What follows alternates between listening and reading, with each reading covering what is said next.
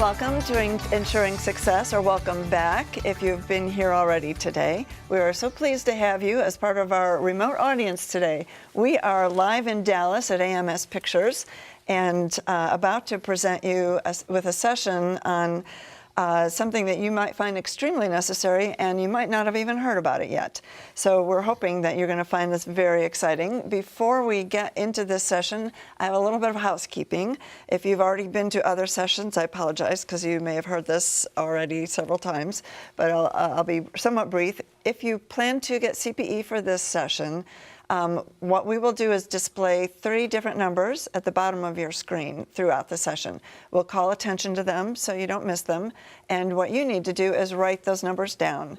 And then at the end of this session or the end of the day, whenever you're ready to collect your CPE, you'll click the CPE tab at the top of this screen. And that takes you to a different page that will list all of the sessions that we're showing today. You can click on any session that you've attended and enter the numbers that you collected during the session. And then you can print your certificate right on the spot. And there's also optional evaluations for each session. So in addition to CPE, I also wanted to tell you how you can reach us. We are available through email, through Twitter, and Facebook, and we want to hear from you if you have questions for our speakers or ideas you want to share or comments. On email, you can reach us at info@ensuringsuccess.com. And on Twitter, it is #DecemberCPE. And on Facebook, we are on the CPA Practice Advisor Facebook page. So whatever your favorite medium is, please use that to reach us and join the conversation. So today, we want to thank Rivio Clearinghouse, which is the sponsor of this session and an overall sponsor of our event. And we are so thrilled that they are here participating with us and sponsoring this session. I have 3 speakers on my panel. I will first introduce myself. I'm Gail Perry, Editor-in-Chief of CPA Practice Advisor magazine. And to my left, I have Greg LaFollette and Khalil Marab and Bob Harris. And I'm going to have each of them introduce themselves to you. Thank you, Gail. Nice to be here again. Yes. Good fun. So my name is Greg LaFollette. I'm a CPA, and I practiced in a small local firm in South Dakota for a little north of 25 years. Left practice back in the late 90s and joined Thomson as an exec, helped run one of their software houses, and had a career there. After when I left Thomson, I took responsibility for a magazine called the CPA Software News. We changed the name to the CPA Technology Advisor, which has now become the CPA Practice Advisor. And so Gail now has the job that I had, and the magazine is much nicer now than it was back then, because she does a really great job.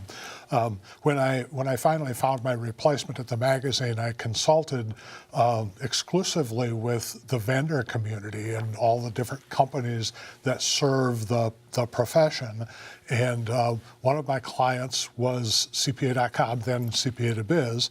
And 6 years ago, they asked me to join the executive team, and we built out a group called Product Strategy. And a couple of years ago, I retired, and my retirement turned into serving as what they call a strategic advisor. So I report to the CEO, and I do interesting and fun projects on kind of a part-time basis, depending on who you're listening to.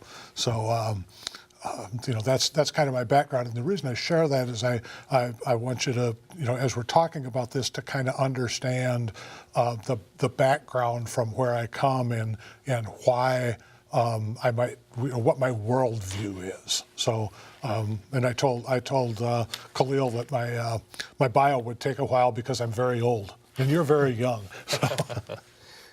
Well, thanks. And Gail, happy to be here as well. I'm Khalil Marab, Director of Business Development at CPA.com. CPA.com is a subsidiary of the AI CPA.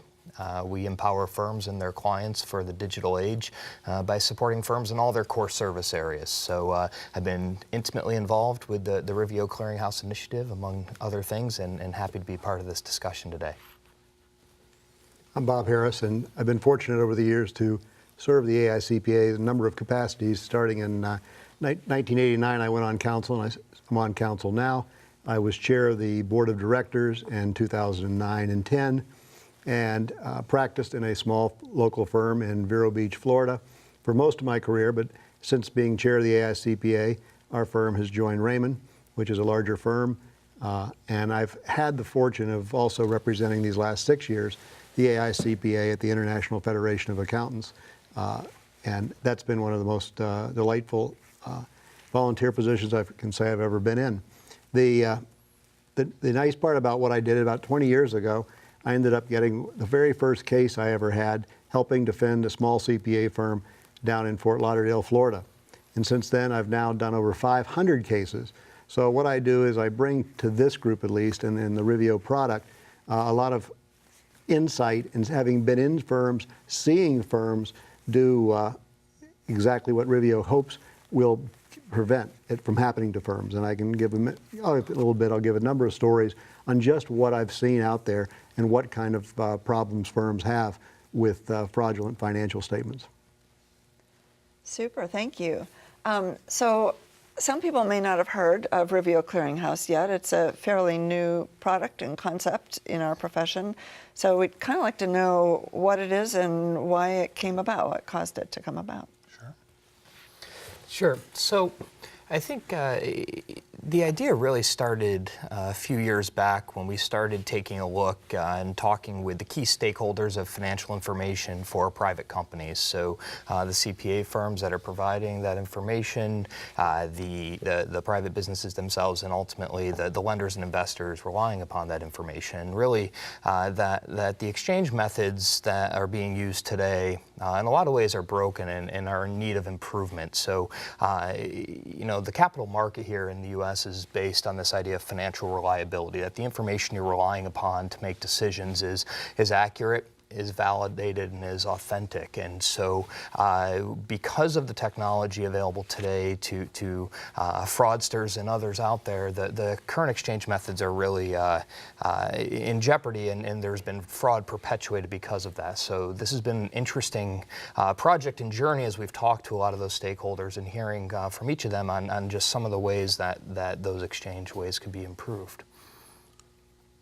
They all kind of came together with all of the stakeholders demanding authenticated information. So we're talking about fraud prevention at that level, right?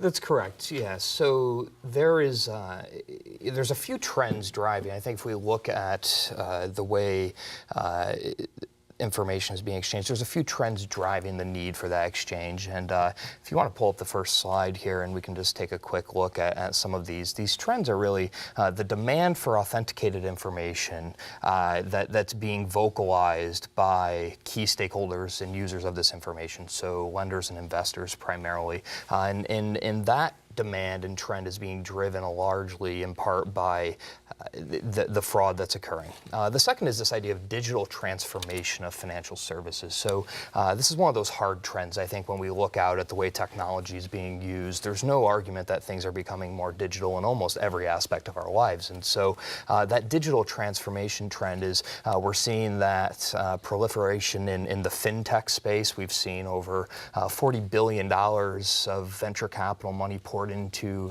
financial technology over the last 3 years. And so this really speaks to the way that financial services are being transformed as a whole. And the question is, how do CPA-provided services make their way into that digitization? I think firms are doing a great job internally with technology and the way that they're managing their services, but ultimately, when they're looking to share that information with third parties, there can be an improvement there. And so we were kind of being left behind because almost every aspect of financial information was moving digitally.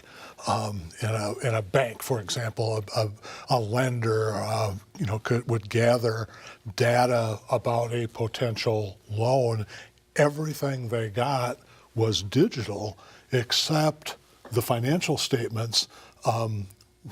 So the CPAs came along at the end and said, we have this product, which in our office is digital, but we'll print it and deliver it to you analog style, and it's up to you to handle things. So that was a big pain point, right? Absolutely. I think there's been many pain points along the way, but certainly that digital trend has happened. And as you described, the information that's being relied upon, not necessarily coming from CPAs in some cases as it should be. So, and I know, Bob, from your experience, probably. Yeah, it's amazing to see when I try to describe to people the things I've seen that have been absolute frauds. And I've worked on many of the big national Ponzi schemes as well as local and area Ponzi schemes.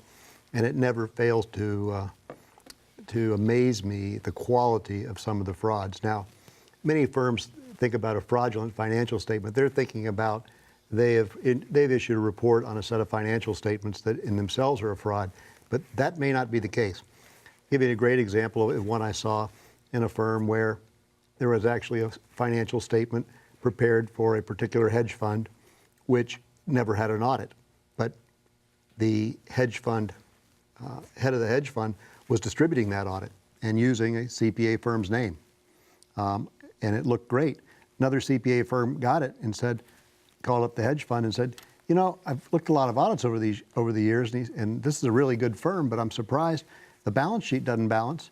And oh, by the way, there's no signature. And he goes, oh, he says, I'm sorry, you got the wrong one. I'll get you the right one in just a moment.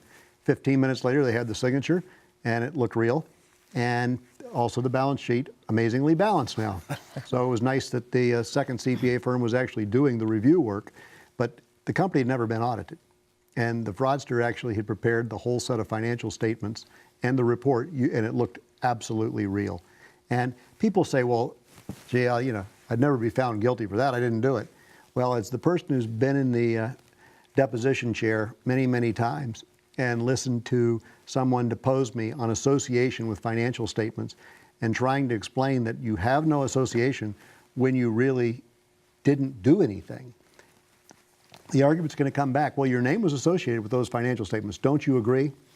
And the problem is yes, our name and our letterhead is on there, but we didn't do it. Right. Because the word association in that case is a term of art. Yes. And our term of art in our profession is different than the term of art in the legal profession.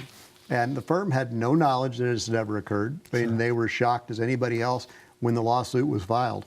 And all this goes to all kinds of, the brokerage houses and the banks. We as consumers have been getting great digital information directly from them. We know we have to go in, we have to log into our account, we get it, we pull it down, and we can use it.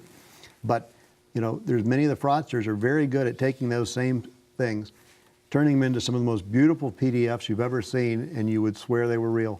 I've seen, people think, well, that just applies to audits. I do monthly accounting work for my clients, and that would never happen. Well, the other thing you can do is and these are all real, you can actually do an audit for a client or a compilation or a review, and you give it to your client. Well, last year just wasn't one of our best years, but I know what it takes to fix it. And it's as simple as, maybe I'll increase inventory a little bit and reduce cost of goods sold. Better yet, why don't I just book some accounts receivable? And this is all after the fact. Right. But you've got a report on there, and the report was a perfectly good report, but now the financial statements look increasingly better. And all of a sudden, the bank's loaning on them. Well, it's time to get sued because the company ultimately goes under. Guess who they come to look for? They're looking at you.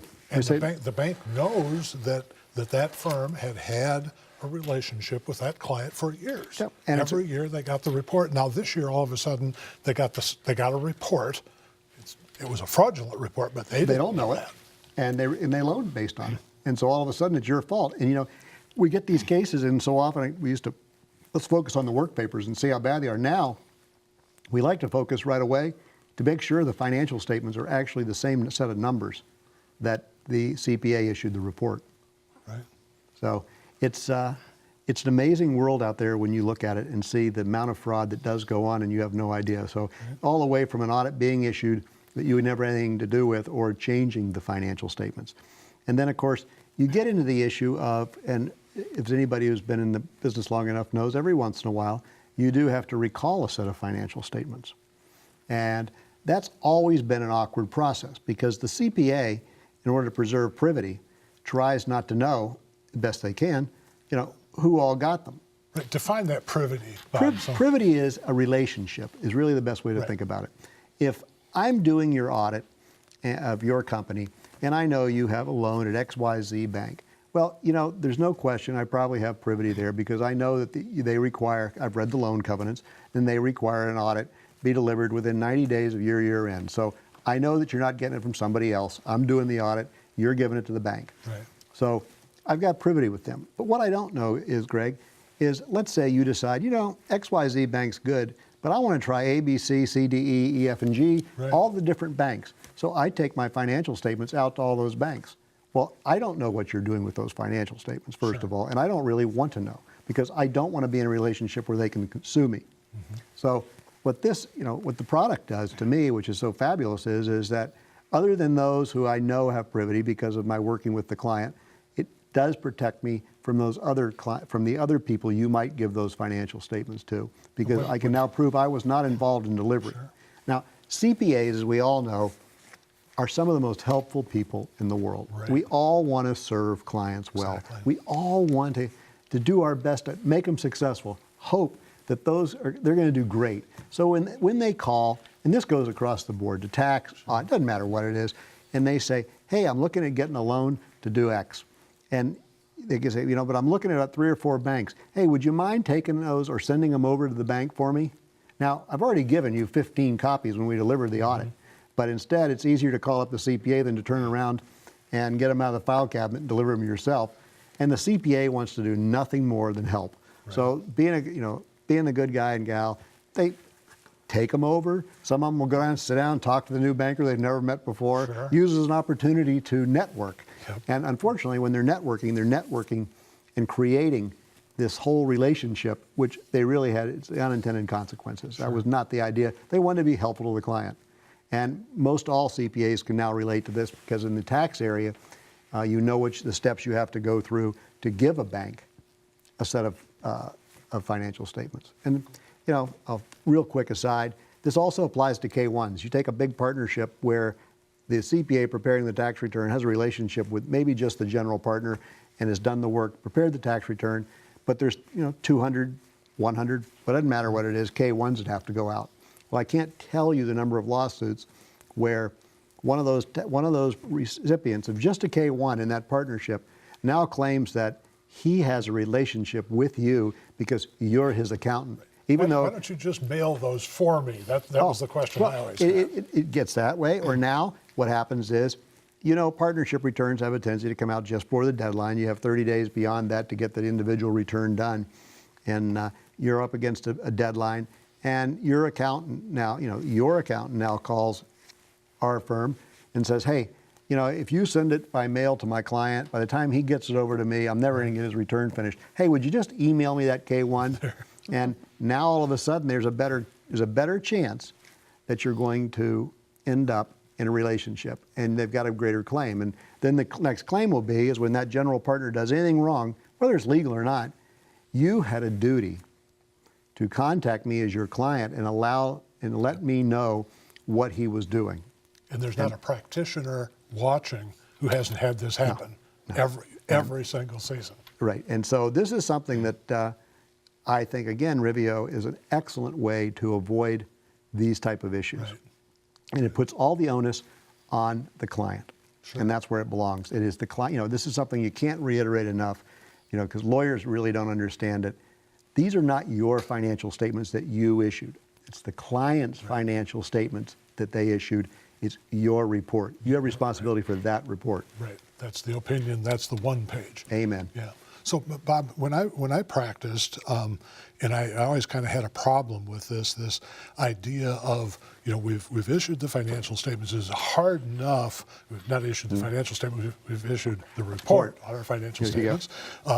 The language, even in the language that we use professionally, says we issued the financial statements, and that's incorrect. But we'd get them out, and if we were smart enough, big if we were smart enough to be thinking of privity and not send these out to all these banks that the client said, send it to this list of people, and we'd say no, you go ahead and send them out, and then 2 months down the road we need to for some reason, recall those financial statements. Absolutely. And usually when you're in a position of recalling a financial statement, it's not for a good reason. There's some problem, something that you've discovered that caused you to have to recall those financial statements. So you're usually often not in a real good relationship with your client that you're going to be recalling those statements, and you have to make an effort to recall them. But if you did a good job on the front end, you don't know where they went. So, how do you handle that? Well, as I say, recalls are never because all of a sudden the company realized they made a lot more money than you had in the financial statement. They're never, they're rarely for good news. I'm sure there's stories out there, but I can tell you the ones I get are never good news. And the problem is the CPA doesn't know where the statements are necessarily. And I can tell you the moment you say we are, recalling these financial statements, there's never a client that goes, oh, wow, thanks a lot. I really appreciate you doing that. And that you can't, that you now no longer can rely upon the statements, and no one can rely upon your report now. Thanks a lot, because I really am glad I paid you for that. And now you've found this. And I can tell you, it comes up more than you think. I've done a lot of consulting in this area to insureds who are in that position. And what we try to give them the best advice on how to do it without creating any additional privity.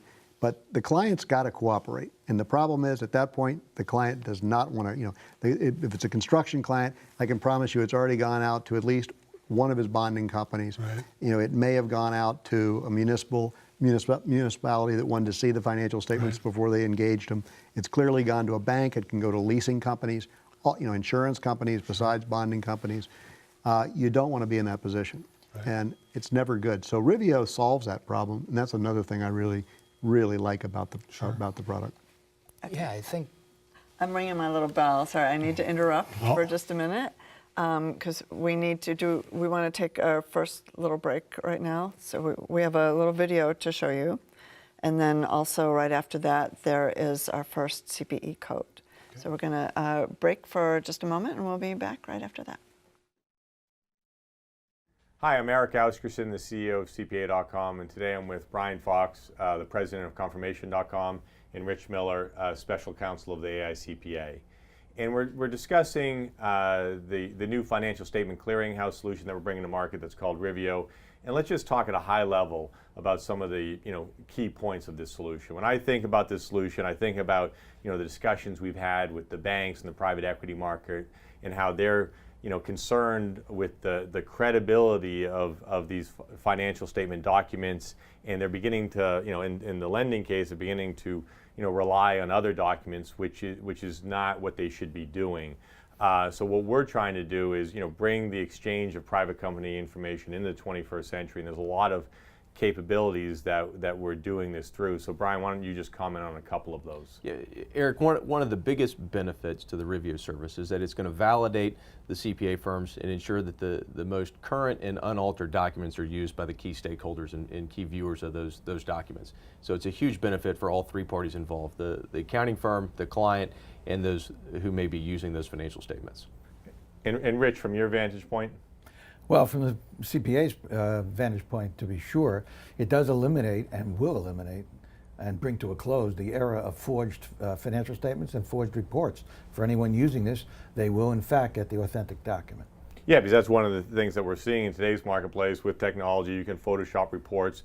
There's cases of fraud occurring. So there's clearly a better way to be exchanging private company information in the U.S., and hopefully this solution can play a big role. So thanks, Brian, for your comments. Thanks, Rich.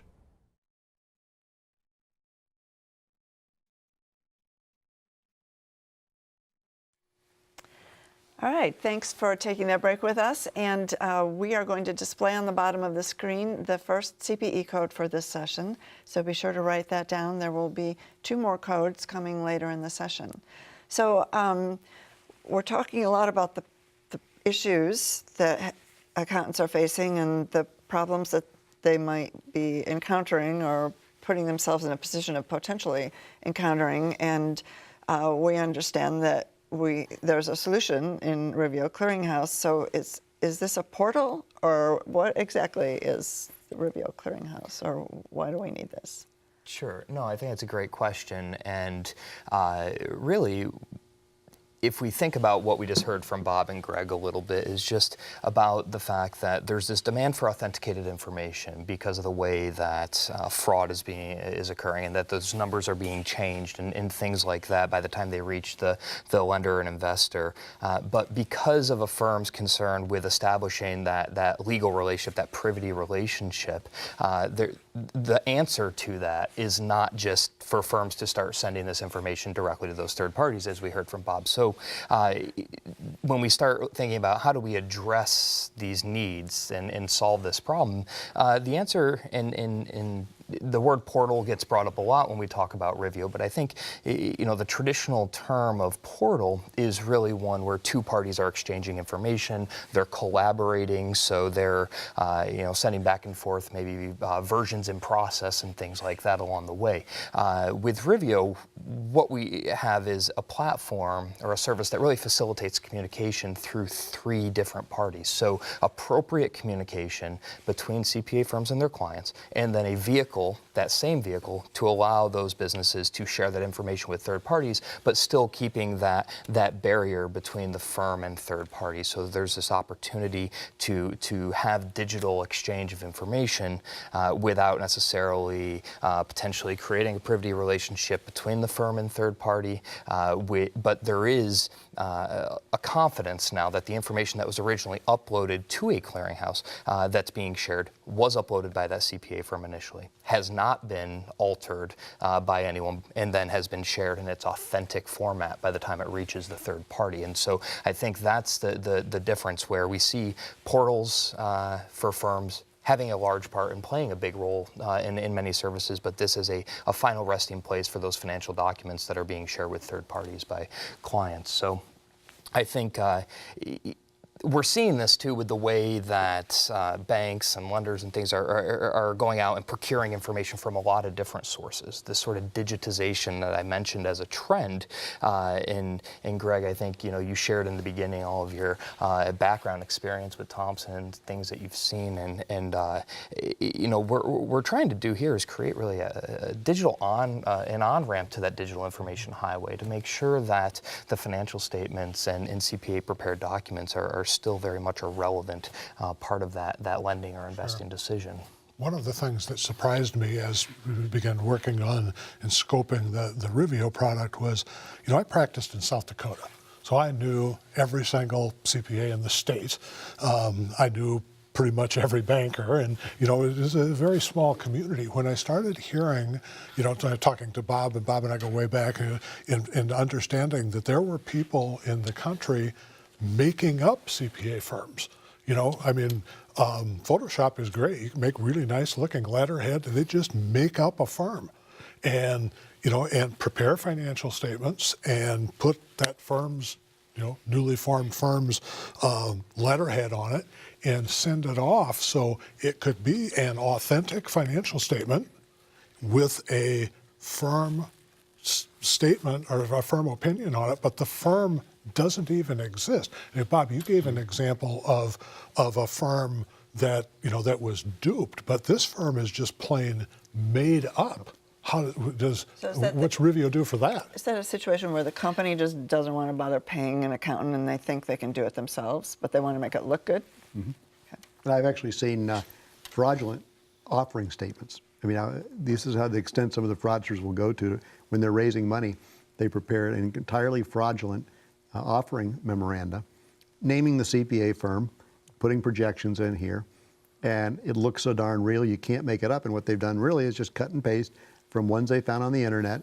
One mistake one of them made was interesting because they had two auditors, both national firms, and they had just clearly cut and pasted from different areas of the offering statement they were using. But other than that, you would sit down and look at it and believe that they had, because they need to have knowledge their name is being used in an offering statement. You have no way of knowing if they ever authorized that or not. Mm-hmm. There's actually, there's three types of fraud that we're seeing quite a bit happening in the exchange process. One is that you just described, where the firm's never in fact engaged to do the audit. So this is going out and grabbing a reputable firm's letterhead, putting it on what is largely boilerplate language on the audit report, and then creating fictitious financial statements and passing that off. But the other one, Bob, I think in previous discussions I've heard you say this is probably the one that's most prominent or that you've seen the most in your cases, is where firms are engaged. They are issuing their report on management's financials, and then management had a down year, so maybe they're looking to Let's make it a little better. make these look a little juicier, and they change a number unbeknownst to the firm. And then the third, of course, is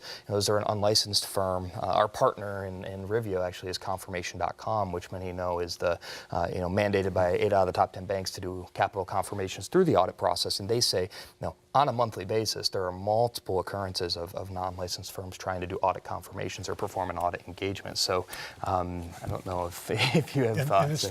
And it's not necessarily just unlicensed firms. It's because that implies that there is a firm. In many cases, there is no firm at all. We're just going to call this group Smith & Jones or whatever, no offense to Smith & Jones. We're just going to make one up. Right. And that often happens. So and it's actually easier because you don't have to just go out to their website and pull their letterhead. You just get it printed or make it print it yourself. And you don't have to worry about them finding out because there is no them. Exactly. And that's a dangerous. Now, obviously, in those cases, I'm not involved because there's no firm to go after. There's nobody to defend, and I can promise you that made-up firm also has no insurance. There you go. So the clearinghouse concept then, the first hurdle is for the firm to demonstrate that they are in fact a properly licensed and appropriate firm, and that's the first hurdle that the Rivio platform solves, is making sure that firm is truly a licensed CPA firm. So how does that work? That's a great question. So there's a lot of different clearinghouses, right? We have the governmental EFAS clearinghouse. We have, in the UK, this idea of a private company clearinghouse isn't even that foreign. They have the Companies House. There's actually a mandatory filing requirement for private companies in the UK. So this idea of a clearinghouse, there's lots of different options out there. But a clearinghouse that addresses these specific needs, the ones we're talking about today, it requires certain functions and key functions to address those needs. And if we can put slide 3 up, we can kind of take a look at how we've broken these down. When we think about addressing this need, there's key trends and marketplace problems because of them, and these idea of, like you mentioned, CPA firm validation. So making sure that a firm is in fact properly licensed. Kind of couples with the second point there of source confirmation and document authenticity. So not only is it important to know that that information is accurate and authentic, but that the source is an appropriate one, in this case a licensed firm. And then, Bob, to your point in kind of your experience, the reduced risk and liability, I think, firm liability and cost of litigation are two different things. We talked about this last night. And I talked about this quite a bit, is that people think that, I've got a $1,000 deductible on my insurance policy, so that's, it's kind of like my car. If I back into somebody, it's going to cost me $1,000 no matter how much damage I do. Well, one thing is a little different than a car, and that is being sued by a CPA, or a CPA being sued, is probably one of the toughest emotional things you'll ever see. And I mean, I have sat in many, many offices, been with many CPAs who are literally bawling their eyes out. I mean, some of the stories are too personal even to tell you about some of them, but I can tell you one day I was in with 5 partners and they were all crying. None of them had ever been sued before. The firm's being sued, they're all individually being named. Then you go through these processes, even though you in your mind go, well, I didn't do the audit, how can I be in any trouble? Let me tell you, when you go through, when they have to be deposed, when they have to pay their attorney, they're only paying their deductible, but there's a lot of time and a lot of emotion involved, and more importantly, I will tell you, a lot of the timing is very intentional. For the smaller practitioners, the attorneys don't mind at all making your life miserable during one of your busiest times of year, which for most of those is tax season. Right. And so there's that whole side of this. It's not just like backing your car into a wall and paying the $1,000 and I'm done. I don't do any more than that. Take it to the body shop, get the rental car, and I'm good. Sure. Yeah. So we make sure that the firm is an authorized, licensed, currently licensed, up to date to practice in their state. All of those things that happens, and then we make sure that the financial statements that are that are placed in the clearinghouse are the financial statements upon which that firm is opining. Sure. And So that they're accurate. So they came from the right person, and they are accurate. Then what happens? well, to the point earlier about financial statements being management's financial statements. So at the end of the day, management's in control of who receives that information. This is a general use report in a lot of ways. And so that information being shared it should be put management in the driver's seat. So they have complete control. Once a firm is issued their report and financial statements to the system, that information is noted as provided by a CPA, and then management's left That's really no different than the CPA handing them a report, except we're doing it no different digitally. It's exactly. Okay, I got you. Exactly. So there's a level of sophistication. I think we've heard a lot about CPA firms, the services evolving, becoming more value-added, more sophisticated as more and more data comes in, being less compliance focused. I think this is just a good example of the sophistication of delivery complementing the sophistication of service. And so, so management controls the distribution. But the other thing that we know is firms lose control of their reports once they issue them. So because they don't want to know who those third parties are that are receiving them, those are issued. But in the case of a withdrawal for some reason, that firm still needs to notify management that they're pulling back their opinion, and hoping that client acts in good faith to notify anyone that's relying upon that information that that's happening. But in this case, with a digital solution like a clearinghouse, the firm will actually be able to go out and withdraw that document from the clearinghouse as a whole. And then, but it's not the firm that tells the clearinghouse where that statement goes. That's the client that tells the clearinghouse who should have access to that. So the client goes in and says, make this available to bonding company A, bank B, and leasing agent C. That's correct. Okay. That's correct. In the case of a withdrawal, though, the firm doesn't need to know who that's been reached to. They can notify the clearinghouse that they're withdrawing that document. And then the clearinghouse is going to look to anyone that business, that management shared those financial statements with. Right. And it's going to pull it back. Because they have the email addresses. Sure. And it's going to pull that back. So it doesn't make aware to the firm who's received that information. But you're absolutely correct. Yeah, you can't pull it back literally because they've downloaded it, printed it, stuck it in the file. But what happens is you know that anybody who's downloaded that statement now has received an email which shows that those can no longer be relied upon. The opinion can no longer be relied upon. So the CPA firm can't. There's no place where the CPA firm can go to the clearinghouse and see here's a list of who it went to. So they don't know the list, but they can contact the list.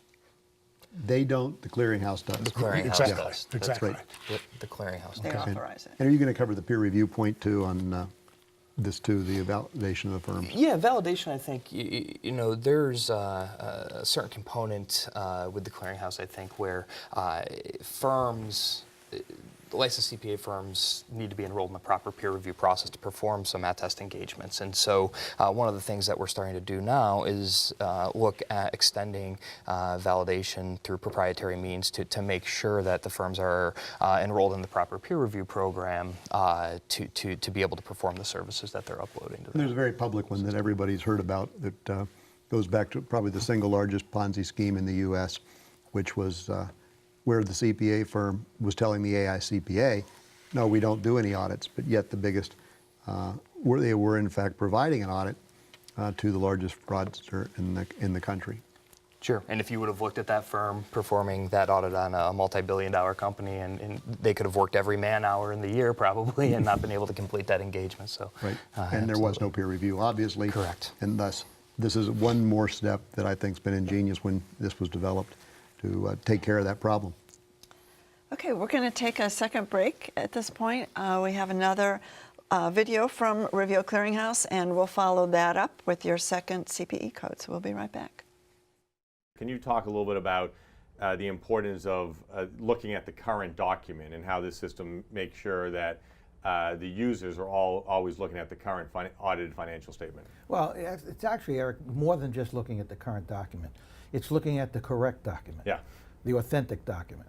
They'd be looking at, as you can see from the diagram, that the CPA firm will put their report and the financial statements to which that report relates Yes. into that repository. And that will be what is available for use by any investor or lender. So yes, they will be getting current information to the extent that the client asked the CPA to put it in there, but they'll also be getting accurate documents. And the reference to current was more if there's a withdrawal of that financial statement, the system will make sure report, yeah. a withdrawn report will make sure that the users are aware of that. That's absolutely correct, and that's why the value of the system is that anyone looking at these documents can be assured that if the CPA firm has to withdraw it for any reason, they will be notified that the report was withdrawn. It's a very valuable resource for CPA firms. And one last point, this isn't supposed to replace any of the file sharing or services that are already in the market today. This is truly, because typically those are a one-to-one relationship where there's two parties involved who are sharing documents. In this case, there's three parties involved, and the third party, the users of those financial statements, really need to know that it was a valid CPA firm that provided the information. But as we know, the CPA firm can only provide those documents today to the client, and it's the client who ultimately decides who can view that information after they've received it.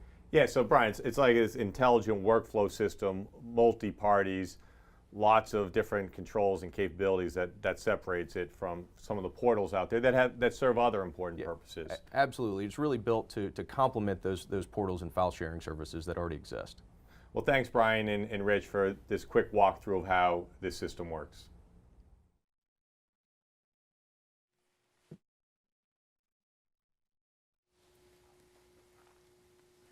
Welcome back, and check the bottom of your screen right now for the second CPE code for this session. Make a note of that, and there'll be one more code before the session ends. So, okay, we've talked about the problems that set a firm up for needing something like Rivio Clearinghouse, and the various processes for actually constructing this project or this tool. So can you tell me what it really is like in terms of how does it actually work in real life? Sure. Yeah, absolutely. I think this is, and we can do so with a little bit of a role play with our panel here, and we won't get up and move around too much. But you know, Bob, if you play the role of a private business, and I can be your CPA firm, and Greg, you can be the bank. Oh, I get to be the bank. Okay. A bank, yes, You always wanted to be absolutely. a bank. Right, I always wanted to be a bank. I always wanted to be the client. All I'll great. do is move my debits and credits. Yeah. Exactly. Hell yeah, you got the tough job today.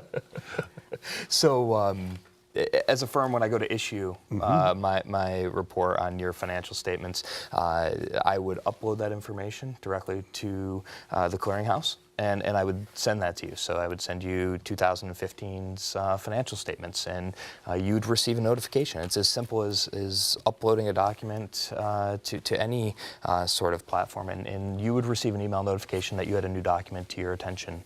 And at that point, you'd be able to log into the Clearinghouse, and you would have that filed right away by the firm that provided it to you. So you'd see my CPA firm's name there. And then what you would have the ability to do is determine what recipients you wanted to receive that. Right. So, Khalil, I'm going to send you an email. I'm going to send you a list of the new bonding companies I'm looking at this year. And by the way, the banks, I'm going to look at some new banks this year. And also, you know, that Bank of Greg, I don't know, he's been really tough on me lately. So would you just send those out? I'll send you over and tell you which loan officer to go ahead and send those out to. Would you mind?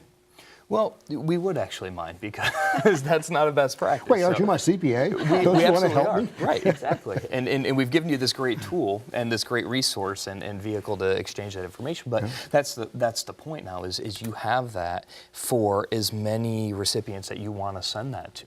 The beauty of the system also is that if you want to pass along some other information, so say you've been engaged with other CPA firms in the past and they've shared information with you through this clearinghouse, or you have some things like a forecast that you've provided and the bank wants to take a look at, you can group all of this information to a project, and then you can send that through the clearinghouse directly over to the bank, and you can see that information, know what you're looking at, who uploaded it, when it was uploaded, and that information was authentic. Yeah, my IT department at my bank doesn't let me do anything. Just, you know, Khalil, just fax me the financial statements. Well, again, we wouldn't have a relationship. I wouldn't know who the Bank of Greg is. You're the CPA. I know you got them. Just fax them to me. You know what? The Clearinghouse presents an opportunity where those requests can be directed towards the Clearinghouse. That's why the Clearinghouse has no name, has no phone number. Okay, that's great. Exactly. You should be talking. When I as the bank say to you, Khalil, just fax them to me. What do you say to me? You don't get a chance to. That's the beauty. You can get into the Clearinghouse when I've given you authorization. Sure. So I'm going to send you a link and a code, and that code on there will be your code to download that information. Okay. So then I can go as the banker. I go to the Rivio Clearinghouse, and I would see, Bob's Bakery, whatever. We didn't give your company a name, but I see that financial statement, and I can download it, and I know that number one, it is the financial statements that you opined on, and that you are. I suspected you were okay, but now I know for sure you're okay. that you're currently licensed and peer reviewed and everything. So my loan committee is a whole lot happier now, and I probably solved couple of the new regulations that Dodd-Frank gave to me. Well, and I think that's a good point. For small and mid-sized firms, this is a great opportunity to illustrate to the users of that financial information that licensed firms, regardless of size, if they're performing these engagements, are undergoing the same rigid and kind of professional requirements that exist for firms of all sizes. So it doesn't have to necessarily be a Big Four audit or a very large firm audit, that there's the relevancy and quality around that work now because the firm's been validated through our system. It doesn't, and it also doesn't have to necessarily be an audit opinion. It could be a review or a compilation. It could be a monthly compilation. Sure. Exactly. It can be a forecast. It could be anything you've prepared that you want to be, you the CPA firm want to make sure that it's secure, it's in a secure place, that they didn't, again, take your forecast and change just a few numbers, not a lot. Right. But for some reason, the bottom line just got a little better. Right. And that's what you're really trying to do. So it protects the firm and the lender. Yeah. Well, what's it do for the client? Well, for the client who's trying to commit fraud, it does absolutely nothing. And that's where we want to be. Because you were the one, the CPA firm is the one being damaged. Just a real quick question on this though, Khalil. Let's say it's my first year with this particular client, and he comes to me and says, hey, I really like that system you're using. Hey, could you upload these reports from my last CPA firm who I had for the last 5 years, so their information's in there? How does that work? I'm just curious. So if you as management are asking for that information, yeah. If you're still playing the client here. I'm coming to you and saying, Khalil, remember you asked to see those prior 3-year audits? Well, you've got them over at your place now. Can you upload those for me so that they're in there? And then my bank who wants to see the last 3 years or 4 years of financial information, my audits, it's up there. How does that work? Sure. Well, this is, again, the beauty of the system is if you had multiple auditors over the last few years, you could actually send a proactive request. So there's a bi-directional sort of flow of information. You could send that request to me for my audit report. But if, in this case, let's say Gail was your auditor the year before, you could send that same request, requesting 2014 or 13 financial statements, and she would be able to respond to that request in the Clearinghouse. So now when you logged in and you have a new relationship with the Bank of Greg here, and you wanted to send him the 3 prior years of financial statements, they can see, Greg would easily be able to see when you sent him that project, 2015, 14, and 13, from the appropriate source, which is the firm that performed that audit itself. So you as my CPA can't upload last year's audit that was performed by Gail's firm? No, I think in that case I would be. Now I'm just curious because let's say Gail said, she's no longer going to practice and she's now going to be doing nothing but consulting and editing of magazines. And so she says, I don't do audits anymore. I've sold my practice. I'm no longer around. How does that information, can it ever, has it been thought through how to get that information into the system? Because many times when the relationship's over, the relationship's also just over. Right. But there are firms that, they retire, they merge, they do all kinds of things, and the information's just not there to get anymore, and the client has it. And so I've got it, but I don't know how to get it into the I can't put it in the Clearinghouse. So how does it can it get there? When I, as a banker, when I went in and looked at, when I signed in and I saw that client, I clicked on that client, I saw 10 or 12 documents, and the financial statements at the top had a little gold seal, this little icon that said these are authenticated and provided by an authenticated CPA firm, but the rest of them just had a little kind of a gray thing that said client provided. Well, and that solves that then, right? It does, and this gets back to your point you asked, what's in it for the business? Because I think we've talked a lot about what's in it for the firm. Mm-hmm. I think it's clear that the authentication for the bank there's value in that. Exactly. But for the business, it's interesting. We've talked to a lot of businesses who, in addition to year-end financial statements that are audited or reviewed by their CPA firm, they're sending interim statements or inventory counts or something related to their debt covenant or that relationship with a third party. And so this is now a way for them to upload that information, and it clearly delineates what was CPA firm provided versus client provided, but it's the same vehicle, it's the same way that the bank's receiving that information. And so now the bank can clearly take a look, or the investor can see what was provided by the client, and if they're okay with that being provided by the client, that can fulfill the request, and so that's how that would work in that sense. Okay, Gail, you need another CPE? Yes, well, we're going to show the third CPE code on our screen right now, down at the bottom of the screen, so write this down if you're planning on collecting CPE for this session. And I have a question from one of our attendees wanting to know if you can also send tax returns through the Clearinghouse. Absolutely. We have some great use cases in firms that are on board today that are looking at using this as a distribution method for this upcoming busy season. So they're able to sign in. They have a partnership return that they're going to provide, and then that client will be able to share that information out with anyone that needs it. They're also issuing over 300 K1s through the system to individual investors. So in that case, to Buz's point, the firm will upload those K1s directly to the client, and then that client will create that distribution list of folks that need to receive their specific individual K1s. So there's a great application, and many firms have said, this is a financial document clearinghouse. This isn't just financial statements. It's the way to distribute and that's, to me, one of the greatest ways to protect. And there may be someone who looks at this and says, well, I want to get our attorneys involved to see that we're in, what kind of shape we're in privity-wise. And the one thing I've talked to counsel about is you clearly are, most counsel would tell you, yes, you're clearly in a better place. But in no instance can they see a situation by using this that you could possibly be in a worse case. Because here you've got a real firewall between you and any of the users. Unless they call and you happen to become the nice CPA who wants to go over and discuss them and tell them what a great client it is and how you think they'll do better next year, which is guaranteed to get you in a privity situation. So Bob, you've been around in the profession for a long time, as have I, and when I started seeing how beautifully engineered this whole process was, I sat back and looked at it. I know Gail's had kind of the same reaction. Other people have had the same reaction. I think in 10 years, this clearinghouse process will have become as baked into workflow as electronic filing of tax returns are baked into the workflow. This will be the way things happen, absolutely. I believe. I think you're absolutely right. I know our firm's starting to use this as of, I think, next week. We'll be going into use and training of people within the firm how to use it, how to explain it, how it works. So I'm very excited about it, and to me it's just another progression of us doing a better job as a profession in just one more step of the whole process of financial information delivery.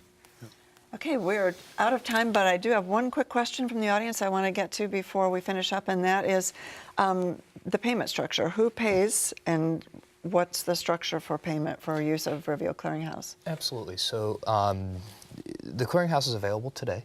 You can go to Rivio.com and sign up and begin using at no charge.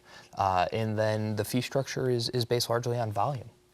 So for a small firm issuing a handful of reports or documents through the system, there wouldn't be any charge. And for a client who only has a relationship with 1 or 2 banks, there would be no charge. And then for a third party that's just receiving information and viewing that through the clearinghouse, there's no charge. It's when we start getting into a higher volume, the rollout with a large firm that's going to be issuing thousands of reports through the system, that there would be a fee structure, and that's based on, again, usage and some of the use cases and advanced functionality in the system as well. And the charges to whoever is uploading documents? That's correct. All 3 parties have the direct relationship. So there's a user agreement with the firm, the private business, as well as the third party. Great. But it's primarily the firm which will pay for this, correct? That's correct. Yeah. Super.